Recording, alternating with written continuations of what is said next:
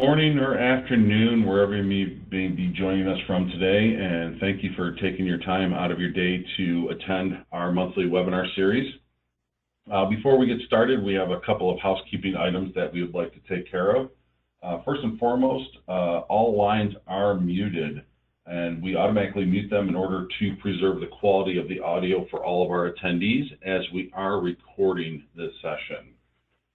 Second item would be questions. If you have any questions at all during the course of this webinar, there is a question submission box. You can submit your question, and time permitting, we're going to try to answer as many of those as possible. And the last housekeeping item is follow-up. As we are recording this webinar, we are going to send along the recording of this webinar, along with a copy of the slides, and an Excel sheet that's going to have all of the questions that are submitted either online or offline today to all attendees that they can share with their other colleagues or friends.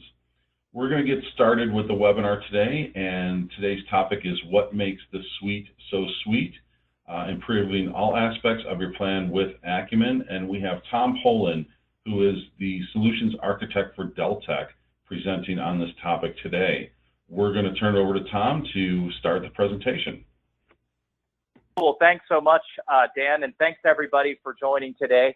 And Dan, if you would be so kind, I had to push my panel out of the way. So if there's any questions that come up during the session today that you think would be very relevant for me to answer either while I go or at the end, just let me know, speak up, interrupt me, please, and we'll make sure that I can get as many of those possible in real time if you'd like to do that. Not a problem at all, Tom. Cool. And let's see, yeah, we're talking about improving all aspects of your plan with Acumen today. Hey, it's a suite, so why not make it sweet? And take you through some of our agenda items here today. Now, just to clarify, just to set the stage and the expectation here, we're going to do a little bit of PowerPoint, but like always, we get into software. Deltek's a software company. We like showing our software. I'll keep it at a high level. It's not the training class. That takes a couple of days. But I do want to show you today how the different components of the Acumen Suite that you may have heard of, you may have heard of Acumen Fuse, may have heard of Acumen Risk, may have heard of Acumen 360. I don't think of them as different modules even, or products. They're all part of what's called the Deltek Acumen Suite. Just like you've got Microsoft Office, you've got Word, Excel, PowerPoint, and all the others that I'm forgetting about. Well, that's the Microsoft Office Suite. It works very well when you work on something in Word and Excel and then make a nice PowerPoint briefing. The Acumen Suite is actually more tightly integrated than Microsoft Office, and I'll show you exactly how and why. During the course of that, we're going to work with a project plan. It's one of our sample files. It's no one's real project. I'm not sharing any sensitive information. It's one that we ship with the software. I'll use Primavera file today, and we'll analyze it. We'll make some improvements to it. We won't spend the time to improve every aspect of it. But once we've improved that schedule, we'll, in the same environment with the same improved version of the plan, we'll perform a risk assessment on it seamlessly. You're going to see me seamlessly go from one area, Acumen Fuse Diagnostics, over to Acumen Risk without any consternation and imports and exports and all those things that can go wrong when you're trying to use disparate software products. I can guarantee you that when we perform that risk assessment, we're going to introduce delay to the project plan. It's just what happens when you bring risk into the equation. So we're going to try to optimize and accelerate that plan. And then I'll show you exactly how you could baseline to that optimized plan as well. Want to tell you a little bit about our thought process. I'm dying to jump into the software, but I'd be remiss if I didn't tell you a little bit about what drives us, what I've always been involved with, just a little bit about myself. I've always been involved in the planning community since I got my start in about 1995. I was a Primavera scheduler. That was my very first position using T3 Windows version, and quickly got into the Deltek software products. And one thing I learned about Deltek, and then ultimately when I came on board Deltek, we have our DNA, which is what I have on the screen now, and then we have the software that helps fit this DNA. In other words, We have a thought process and a methodology, and then we construct our software to be very consistent and support that methodology. And let me briefly go through this. I know for some of you, this will be a review. But the S1 part of the process, that's actually the part that I won't be doing today. I'll be importing a schedule that's already been constructed. The S1 component of our maturity framework is developing the schedule and potentially the cost model as well. Now, what that means, if you're using MS Project, you keep using MS Project. If you're using Deltek OpenPlan, thanks a lot. You keep using Deltek OpenPlan, and if you're using Primavera like I'm going to today, you just keep using Primavera. You keep doing what you're doing in the planning process, and that's so important for our perspective on Acumen, because we don't want you to have to change the way that you plan up front. We want to help enhance that, but not have to have you learn a completely different set of software tools. Now, the S2, the diagnostics piece, this is the critique. You're going to see me do that today. You're going to see me import a schedule and then run it through an analytical diagnostic to tell us where the strengths and weaknesses are. It's the same way when you bring your car into the shop anymore. They don't even open the hood before they plug in that connector under your dashboard, and your car reports everything that it's been experiencing. We're going to have our schedule do that as well, and we're going to display that graphically on the screen. When we get to the point, like I said, we won't fix everything today, but we'll use the schedule cleanser to fix some of the key issues. We'll go in and do a risk-based forecast adjustment on that schedule. You're going to see me move some graphical uncertainty sliders around. You're going to see me map some risks from a risk register that I'll import today for the sake of time. And like I mentioned earlier, I can virtually guarantee that our risk exercise is going to introduce delay to the schedule. I'll show you the construct of that delay through some cool charts and reports that we have so that we can inform management on what would be best to mitigate before we move forward and try to execute this project. And then S4 comes in, where Acumen will actually have suggestions for us on where our time and money would be best spent to optimize the schedule to get it back on track. One thing I learned, and I only really thought about this once I started using Acumen, is you could have a risk that's going to cost you, let's just say, 3 months on a 5-year project. And you can spend a lot of money trying to mitigate that risk and have some probability of success, or you could try to find 3 months of opportunity elsewhere in the schedule, earlier in the schedule, so that that risk isn't that big a deal. And that's what the S4 optimization helps you do. Finally, S5, that's throughout. That's the charts and graphics that I'm going to be put up on the screen that simplify these concepts who don't care about planning and forecasting nearly as much as all of us on the line do today. Let's talk about schedule diagnostics. I'm going to be brief on these slides because I'm going to be bringing it to life in the software. So if you miss some things, don't worry about it, because I'll be re-emphasizing it in the software, and of course the material will be available to you afterwards as well. You'll see me very quickly visualize the health of the schedule. We're not going to be looking at spreadsheets. We could if we wanted to, but we're not. We're going to be looking at graphics and red, yellow, green stoplight charts that tell us where we've got some problems that need to be fixed right away. The interesting thing about the Acumen Analytics is they're configurable and customizable. You won't see me do a lot of that today. I got to work fairly swiftly. But if you have a set of metrics, measurements, direct measures of quality, however you define the terminology, if you have a set that's not quite the same set that we have, you can actually modify and even build your own metrics in the diagnostics software. In fact, the same metric editor that we use to create the 500 metrics that are in the Fuse diagnostic piece, that same metric editor is available to you. You have all the same rights and privileges that we do, should you choose to take that on.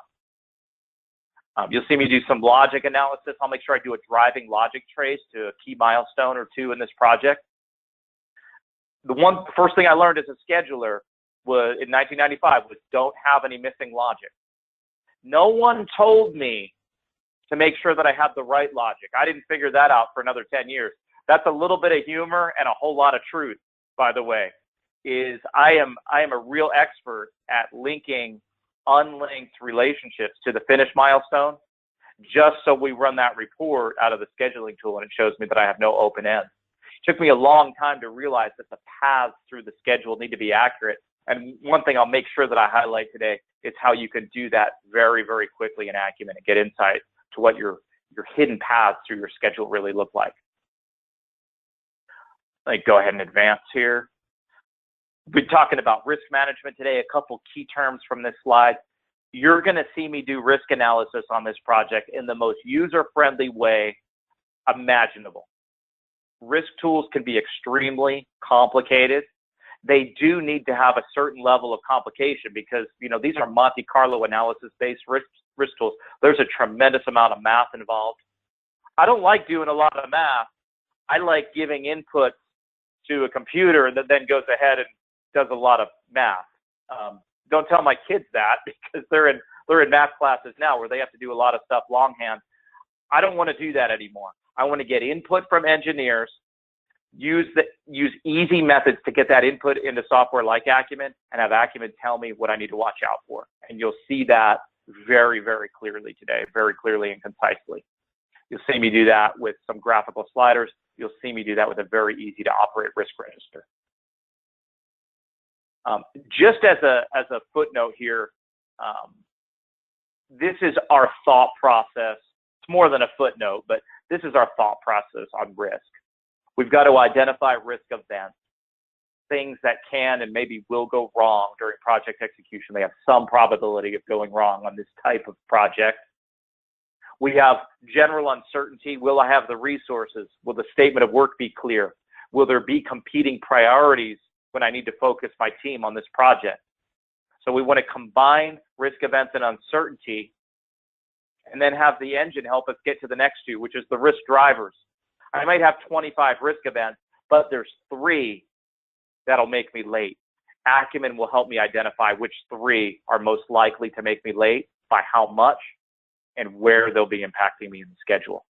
That's what the drivers are going to tell us. And then Acumen's also, I don't know if we'll have time for this today, but I've got my mitigation umbrella there, which means Acumen will help us understand how much I need to spend on mitigation on which risks to get the recovery that I'm looking for.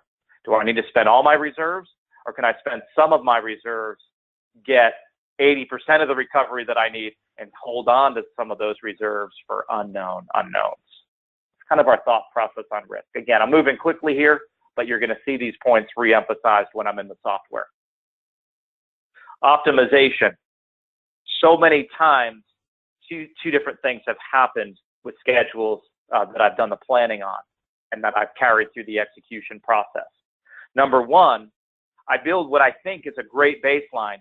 We start statusing it, and 3 months into project execution, it's 6 months behind schedule. Now, that doesn't make any sense. At least it didn't make any sense to me when it first started happening. And then I realized every time I was putting in a baseline and working with the team, they were being very optimistic. Problems happened during execution, unanticipated threats, and all of a sudden, we needed to do a term that I think many of you are familiar with, which is crash the schedule. Well, I know all the dirty tricks. We start taking finish to start relationships and turning them into finish to finish because we vaguely think that some work can be done in parallel. A lot of times it just ends up unraveling, and we have to pull that schedule in every single month. What Acumen 360 or project optimization and acceleration does is it helps you accelerate that schedule in meaningful ways.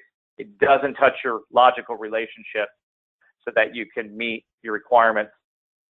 The other thing it helps you do is take that risk-adjusted schedule, which is normally delayed, and find those early project opportunities where it won't cost a lot to get ahead of the game so that when risks strike, like I used before, you're already a little bit ahead of the game and you have good mitigation plans in place. At that point, you're winning. So the process I'm going to take you through, the old school version of the process is, hey, at Primavera, you hit F9. Some of the other tools have some very cursory, high-level quality reports that tell you maybe just where you have open ends and maybe where you use constraints. Those are 2 of many, many more things, high-quality things we can measure in in Acumen. So you're getting a real thorough review, quality diagnostic of your schedule before you even begin. I'm getting a little bit ahead. I should be focused on the old school. So the old school is you hardly do schedule quality analysis. You make sure you're fully linked. Next, for risk, you do 3-point estimates for every activity. That takes forever, even on a medium-sized schedule. And what you start doing is just using a -10% plus 10% factor on those 3-point estimates, which means you're not getting reliable information and you're just copy-paste. You don't do optimization. The optimization you try to do is just running a lot of tasks in parallel and cutting durations on the critical path without necessarily any buy-in. And then you continue on with your original baseline without any risk adjustments from your 3-point estimates or any quality improvements from your minimal schedule quality analysis. This right here, this is kind of funny, but this was my planning life for 15 years. This was my process before I started working with Acumen as a customer. Today's version of this process and what you'll see me do today is an integrated process, a full-scale schedule quality analysis in a very short period of time. I'll run a briefing report that looks like I spent hours on it, and it's really Acumen spending computer seconds on it, which is more than I can do in a couple days. You'll see this integrated risk process. You'll see how easy this tool to operate is, even when there's a room full of engineers shouting things out at me about what's going to make them late. We're going to do a reasonable acceleration on that risk-adjusted schedule, and we'll have the opportunity. I'll show you how I can export the optimized plan back to my scheduling tool so I can baseline to it. A lot of our clients also who want to be conservative, they baseline to the risk-delayed version of the schedule, and then they try to perform to the optimized version of the schedule. More on that when I go to those options in the software, but it's a very clever way and a very conservative way of doing things. Let's go ahead into the software.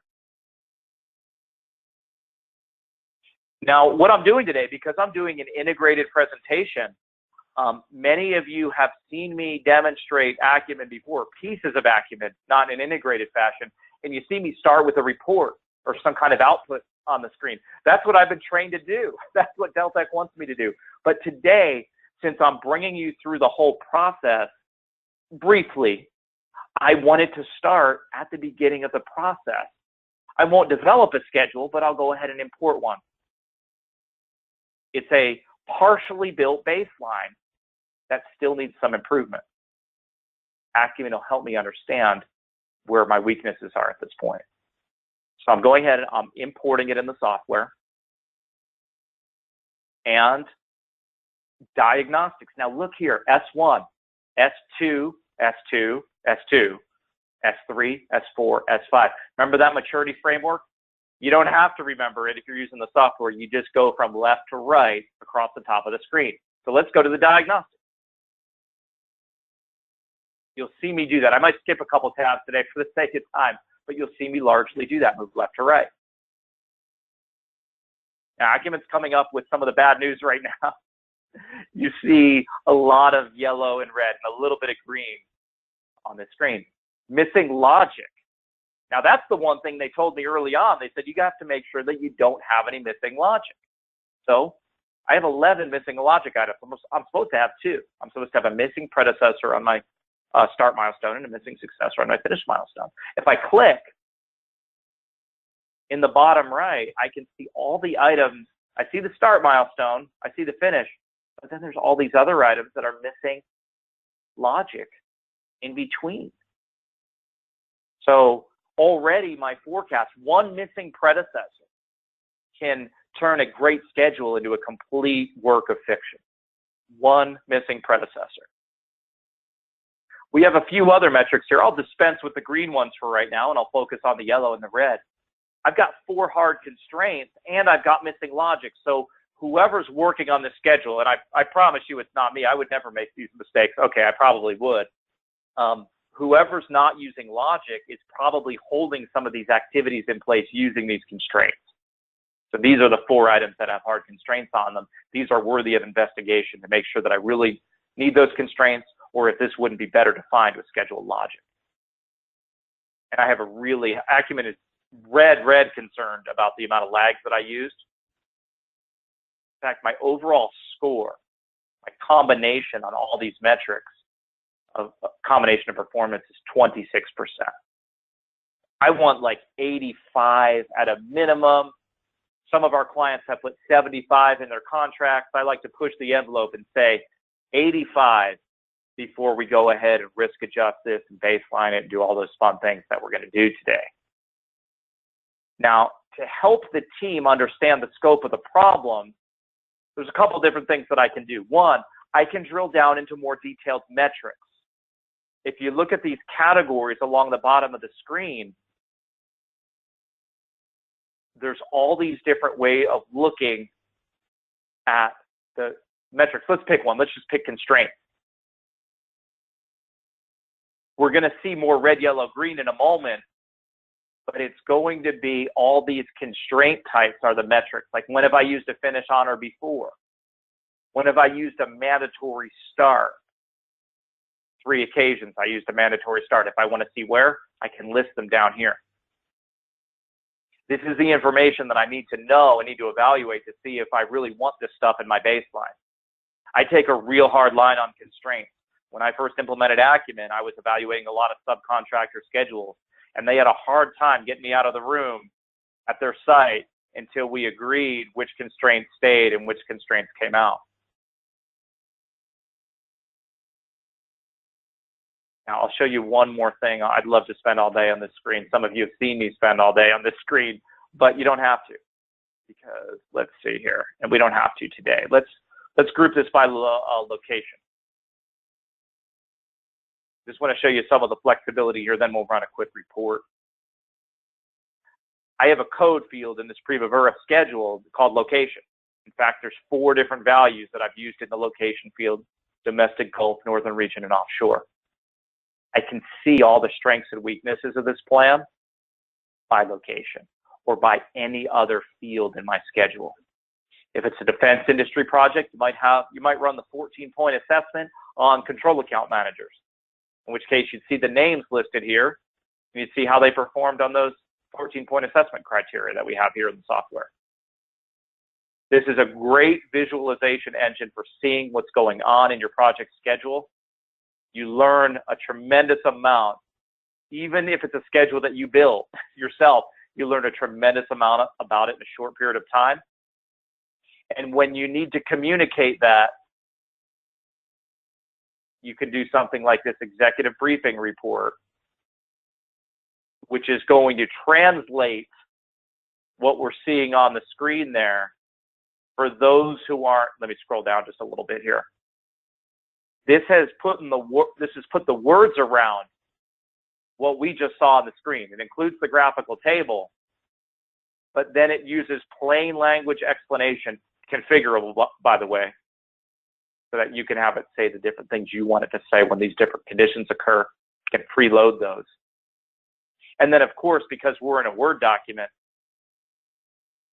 this area is not ready for baseline, or whatever you'd like to put in there as your own commentary as well.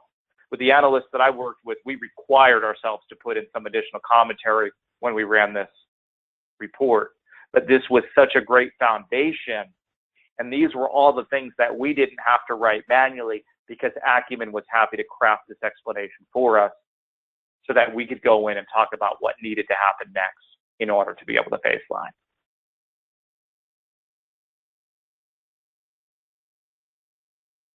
Now let's do something here. Let's try to clean up this schedule a little bit without me going in and fixing all the missing logic as much as I'd love to. Let's do some low-hanging fruit items. We'll click Cleanse Schedule. What a concept, cleansing the schedule. Let's get rid of the hard constraints. Let's have this schedule lean on the logic that's in there. It's not very good, but let's have it lean on the logic that's in there. And let's take the lags, or the hidden durations between activities, and let's make those lags actual activities that have their own line item in the schedule. This is going to bring more visibility to them. It's going to allow us to put a description on them, and it's going to allow us to map risks to them. Can lags be risky? Absolutely. I've never seen a 30-day lag come in 30 days it usually means we're waiting a month for something, and you know what happens when you're waiting a month for something. You might end up waiting 2 months.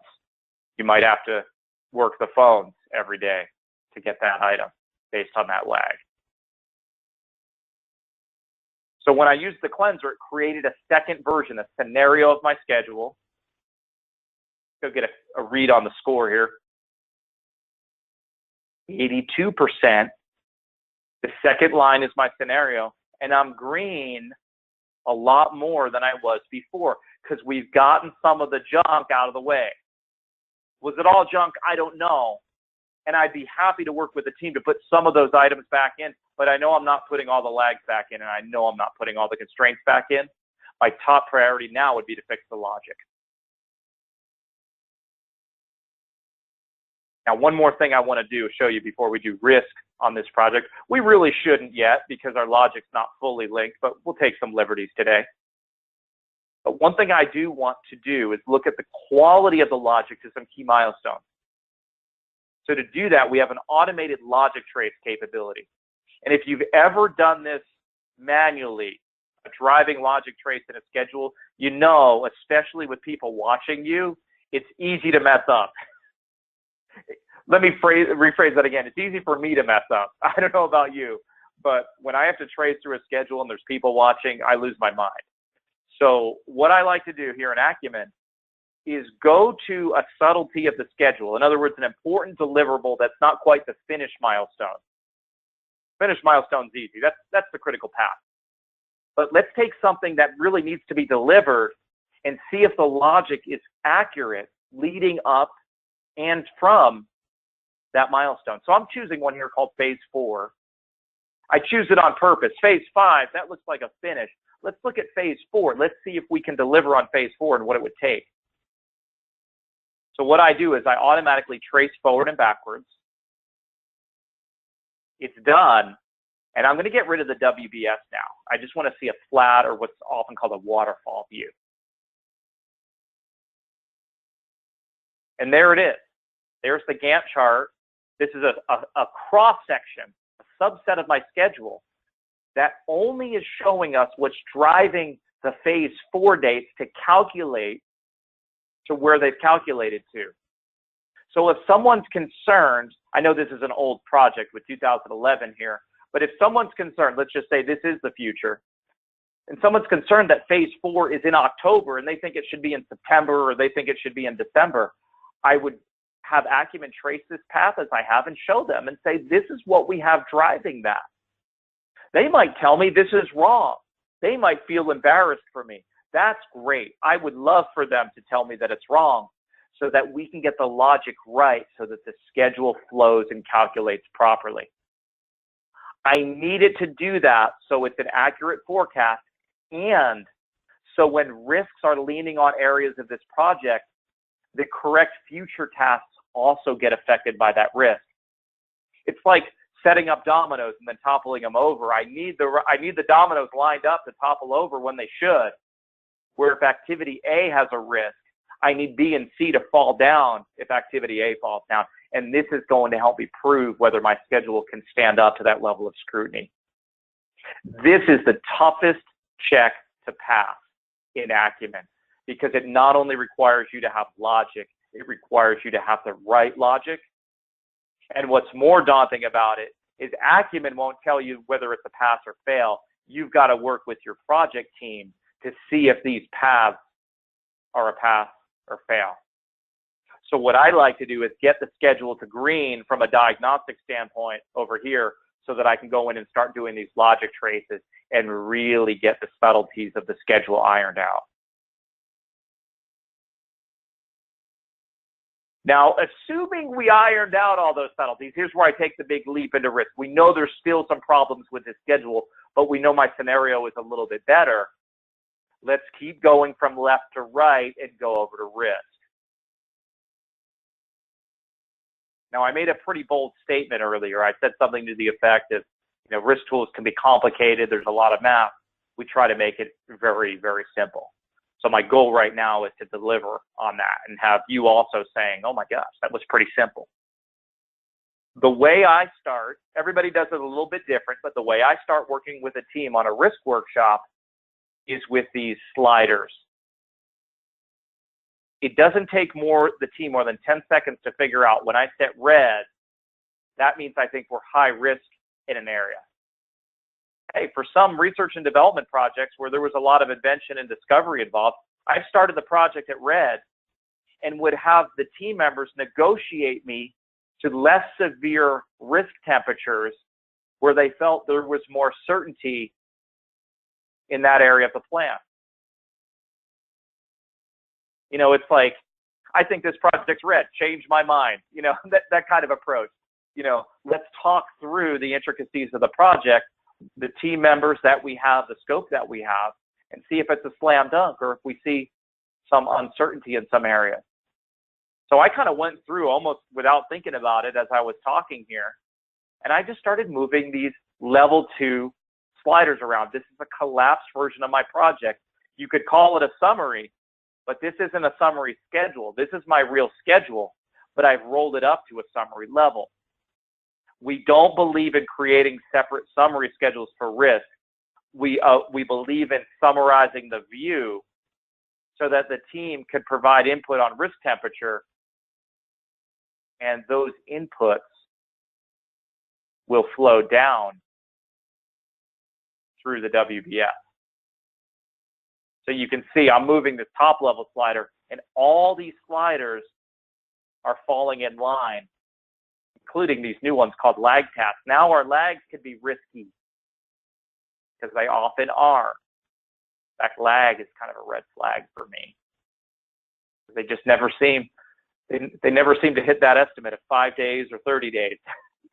So now that I move the slider at the WBS level, say we kind of agree on an average value for the detailed design WBS, we can go in and usually separate from the general team workshop, I'll work with an individual and we might adjust some activity level sliders based on any intricacies of that work. By and large, what we set at the WBS level stays through the majority of the activities. It's just something that I've noticed when we set it at the high level. It usually means the detailed activities all have that same risk temperature. If you like to kick it old school and you long for the days of inputting 3-point estimates by activity, you can do that as well. We haven't taken that old school methodology away. There's a time and a place for it when you need to tailor these estimates. If you find yourself doing that a lot, you might look at the editor we provide, just one screen away, it's the uncertainty editor, that defines the math for each one of those colors. Even the number, you can go up to 9 color choices on the slider, you can go to fewer choices, and you can define the mathematics of what happened when you set the different colors. The reason I mention that is there's a common objection to Acumen out there. I know it's hard to believe, but there's a common objection to Acumen risk, which is Acumen's doing too many things for me. And I laugh because usually what it means is that person doesn't understand you're a screen away from setting your own parameters. We just happen to have some defaults in here which seem to work pretty well. But we're not taking control away from you to reconfigure those elements. That's a very important point for me to mention, because sometimes this looks easy enough to use that it surely can't have the complexity behind the scenes or the configuration behind the scenes, and it certainly does. So now that I've set this project from an uncertainty standpoint, largely to light red or red in some cases, we're saying there's some risky business here. Let's bring in a risk register. Now, rather than sit here and type, that would be embarrassing, I'm going to import a risk register from Excel.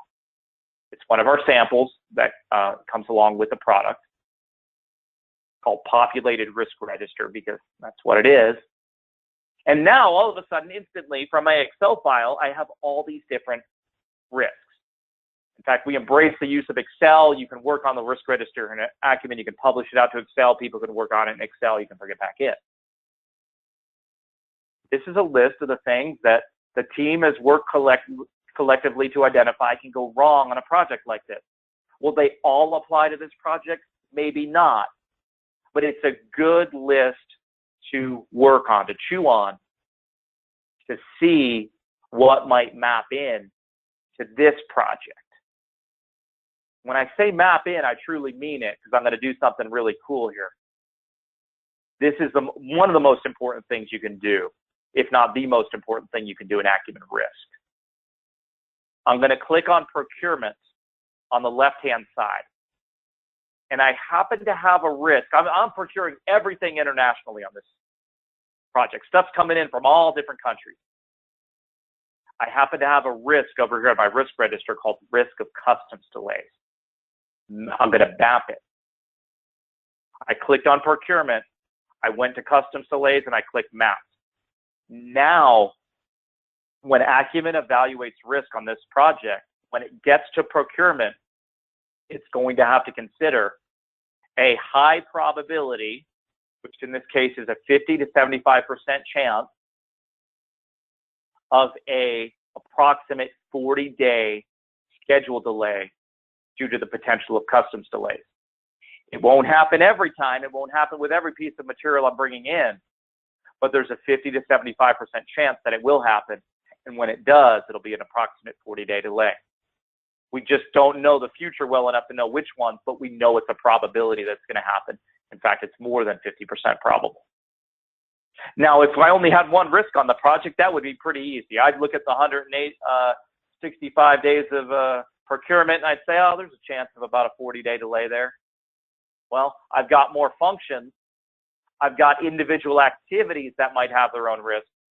So that's where Acumen's going to help us, because I'm actually going to go through and map more risks than I can count on one hand, and then have Acumen's engine tell me where my problems are. Not all of these risks are going to be big problems for me. Acumen's going to have to run these risks through the scheduling process. Tell me. Let me go ahead. Let me run the risk simulation.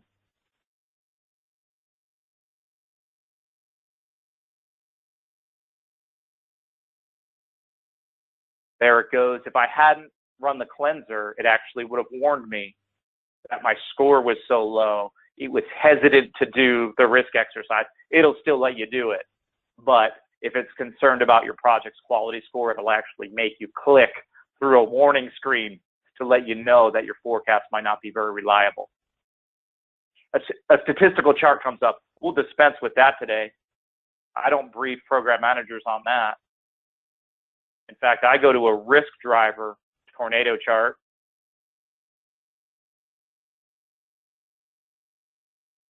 I'm picky about how I set up my screen. There we go. And this is the real deal right here.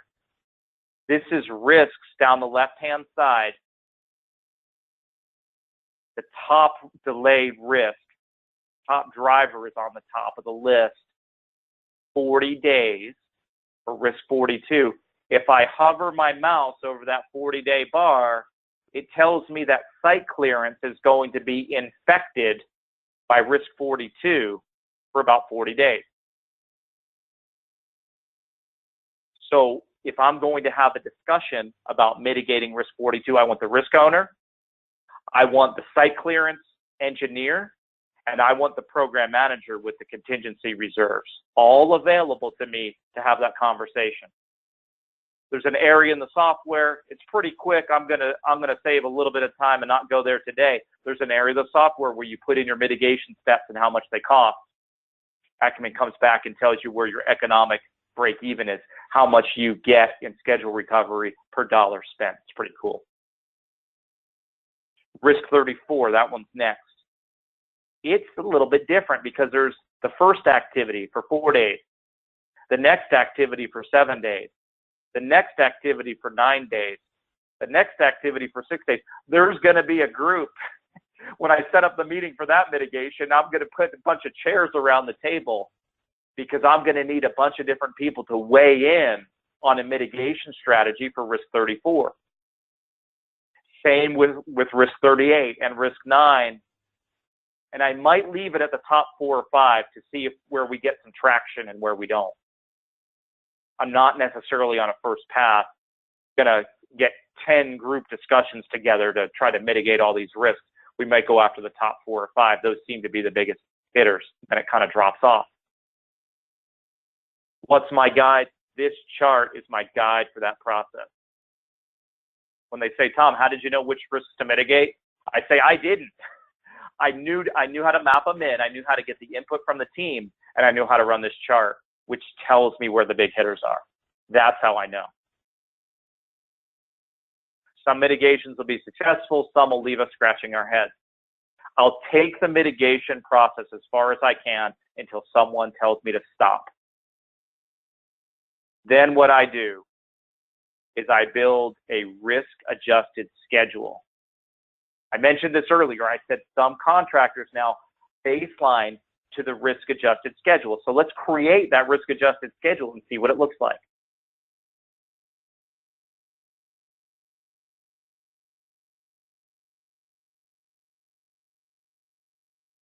And I'm going to just use the diagnostics for a very simple reason. I'm not looking at any of the red, yellow, green. Here was our first schedule. One is with the constraints and one without the constraints. Now, I should have added some logic. I still have missing logic, and that would have pushed this schedule back out. But look what happened with risk, regardless of which of the first two we subscribe to, the one with constraints or the one without, the risk delayed schedule is longer. In fact, it's a lot longer. It's almost a year longer. And the reason I run this chart is it's kind of funny. I've actually had more success in helping beginner to intermediate level program managers understand risk delays just by using this chart rather than those tornado charts that I used earlier. The more advanced ones, they want the tornado chart. They're thirsty for it every week. The ones who kind of treat risk as a 4-letter word, and I'm not saying that's a bad thing. I'm just saying not everybody's into this and buys into it. This is a good way for me to show that this is as bad as things can get, and it's not very favorable in this case. Now, I've had a few look at me and say, what do we do? And I say, well, can we mitigate any more risk? I'd really like to start there. And if they say, well, we've kind of taken that as far as we can with the resources that we have, with our understanding of the scope of work, and that's my cue to go over to 360 or acceleration and optimization and see what ideas Acumen has to reduce this third scenario, but in a minimally invasive fashion that does not change any of our schedule relationships. I mean, hey, if a couple of us could sit down and change all the finish to start relationships and the schedule to finish, and this thing will look great. It won't be realistic in any way. We'd be lucky if it was. So let's do this. Let's click on that third scenario here. You can rename these. I just kind of left them with the defaults. And we're going to click accelerate. That's a little button up here. And you can turn up the heat a little bit. I'm going to ask for about 20% back. 20% is kind of magical to me because a lot of program managers have asked me to reduce all activity durations in a project by 20%. And I say, oh, that's funny. Because we've done that before, everyone padded their estimates by about 20%, so they're expecting it. And then we just kind of look puzzled at each other as to what the right approach should be. So we don't believe in an across-the-board duration reduction. We believe in targeted acceleration to only those areas of the schedule where there's a true difference if we can find ways to accelerate. Let me show you what I mean. We have a growing list of scenarios now. We actually have 4. We have the original file, and we have 3 scenarios now. Our focus is going to be on the 4th one on the list, which is the accelerated version of the risk-delayed schedule. And it's pretty compelling. I lucked out just in picking my 20%. It actually now tidily finishes within 3 years, but we need to understand how and why. To do that, going left to right, we go over to forensics. And let's compare the risk delayed schedule to, I know there's a lot of numbers that are going to come up on the screen, but I'm going to make this real easy. There's 13 activities that are most sensitive to accelerating this risk delayed schedule. I'll bet there's 100 activities that are delayed due to risk, but there's 13 that we need to attack if we're going to get close to that 20% recovery. If we can't get all of them, we'll try to get some of them. And if we can't get a 12-day pickup and a 25-day pickup and an 8-day pickup like Acumen is suggesting here, I'll take 4, 10, and 5. I'll take something on each one of these if I can get it, if I can get buy-in, if we can get an additional resource or some additional equipment or material, get material earlier. That can help in many cases. In fact, there are some procurement activities on here. Maybe there's something we can do about those customs delays. I'm not suggesting impropriety, but these are the areas to target to get the job done on time. And it's far fewer activities than those that are delayed by risk. So now you've got an important decision to make. Now that you understand this information, this could be an FYI, and that's fine too. I kept a 360 exercise handy for all the projects that I worked on of what a 10% reduction would look like, because so many times our customers came to us and said, what would a 10% acceleration look like in terms of cost? And I already had the answer ready to go. So that's one thing that I always did with 360, is I kept that in my back pocket. By the 10th time I got asked that question, I said, why don't I get ahead of it and already know the answer? Now, looking back at our risk delayed schedule, I mentioned some folks baseline to that and then work towards this. And that's a perfectly viable strategy. Baseline with some pessimism or some realism, depending on how you define it, and then challenge the team to fit that 3-year time frame. Hey, that's awesome. And I've seen engineering teams rise to challenges like that. Program manager puts some incentives on the table, or executive management, and that project gets done like magic. Or baseline to that 3-year plan and keep the train moving, full speed ahead.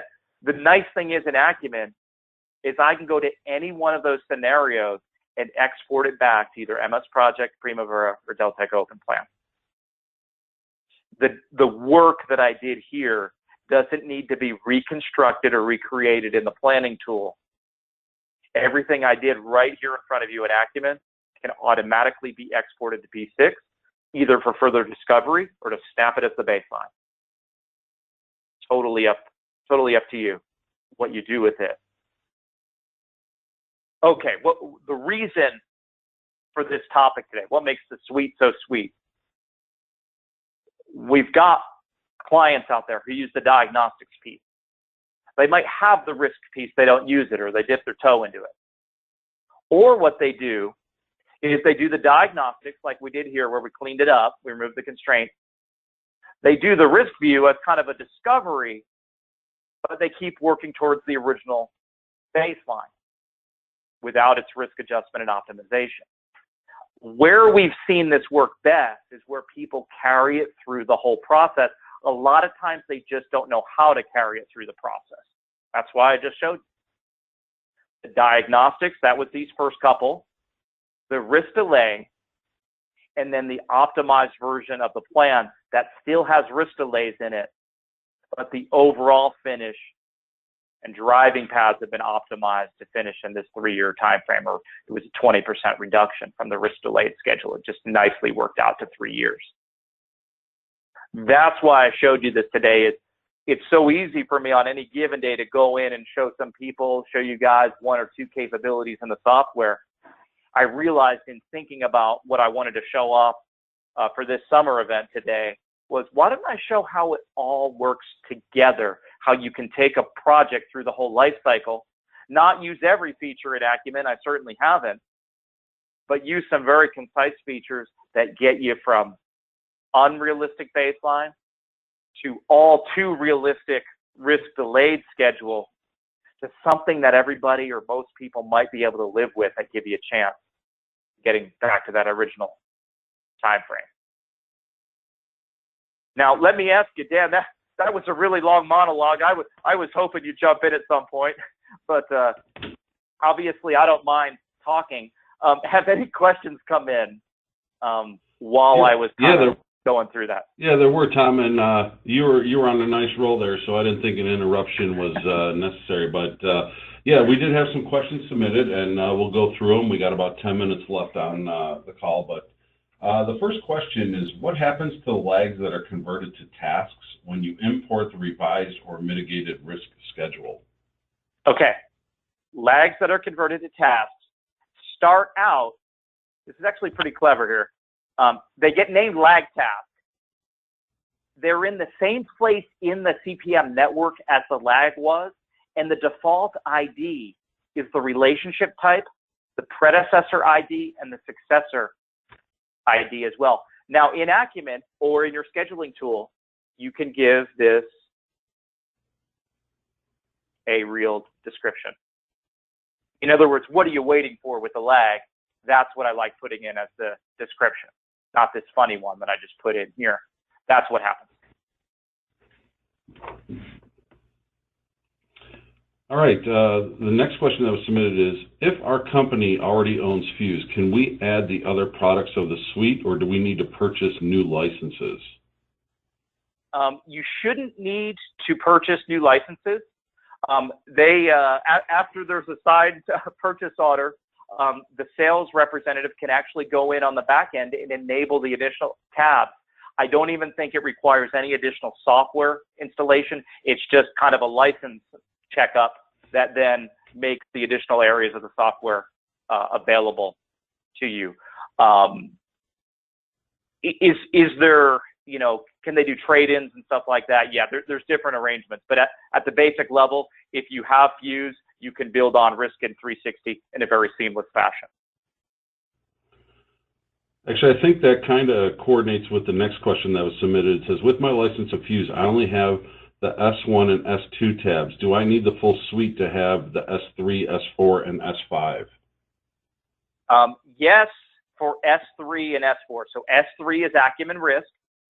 S4 is acceleration. With your Fuse license, you should have the S5. Double check. If you don't, for some reason, contact support, because you should have the S5 dashboard as part of the Fuse Diagnostics module. But S3 and S4, those are the Risk and 360 add-ons. All right. The next question was submitted, do you have to use all 500 metric iterations that are built in the software, or can users create their own metrics? No one uses all 500. In fact, I was shocked that we're up to 515. I might try to take some out, but you can. I'm in the metric editor right now, and there's an awesome button up here called New Metric, and it can be as simple as showing me all the activities where the percent complete is greater than 50, but the remaining duration is greater than 100. You can do those different conditions just on pull down menus here.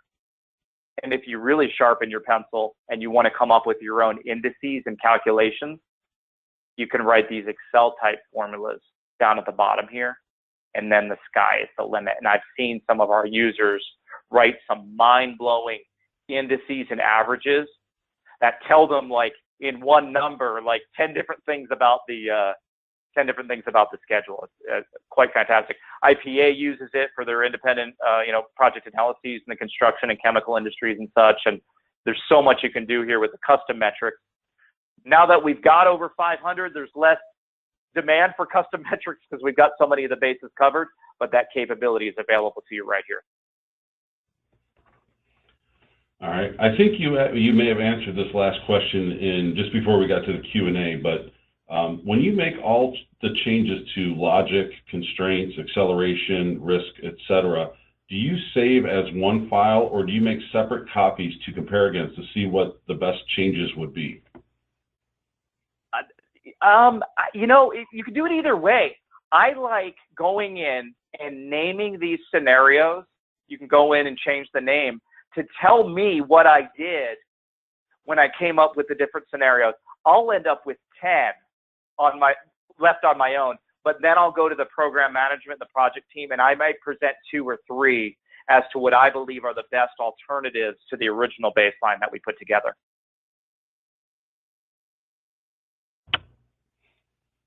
All right. We actually just had another one submitted. Can the latest release of Acumen import an XML file out of P6 that is greater than version 8.2? My version of Acumen is 8.2, and it cannot import a P6 XML greater than 8.2, with P6 coming out for release 18. I will have to punt on that and ask our product manager after this session. I don't know the answer to that.